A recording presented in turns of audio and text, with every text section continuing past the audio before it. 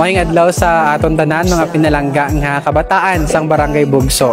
So today, we distributed our educational assistance and scholar ni SK program diri sa Barangay Bugso amounting to 70,000 SK fund for the year 2024 nga aton gipagahatag no sa mga estudyante nga senior high school and college nga 140 students.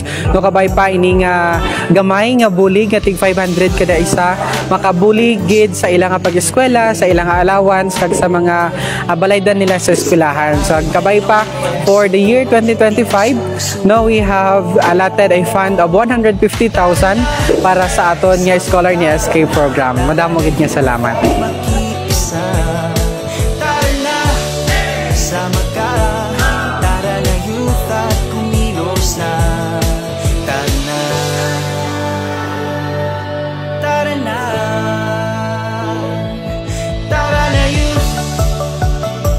Sa tanan na, madamo gid nga salamat sa ginhatag nga opportunity ni mapalanggan amon nga SK chairman si SK nga Norby. Madamo gid nga salamat sa imo nga dako gid nga opportunity nga ginhatag mo sa amon nga para sa amon nga allowance. Madamo gid nga salamat. Madamo nga salamat sa imo nga allowance niya tang hamon. Anan nga maraming salamat po.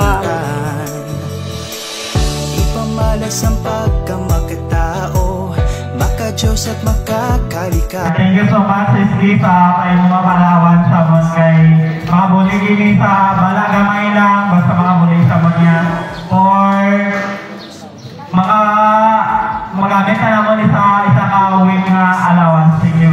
Ang mambal ko lang din, salamat sa ato ni SK. And the first time hindi natabo nga nagkakasama mo iba.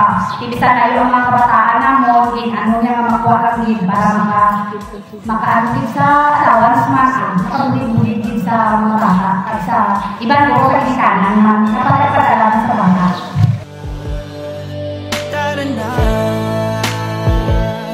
Tara na youth, halina mga kabataan, puso natin ay buksan para sa ating pagbabago. Tara na bayanihan, galing na nasa damdamin, hindi na natin pugawin, talino ng kabataan, kailan may maaasahan. Kita natin ang puso't galing at talino, nasa kahit anong pagsubok di susuko.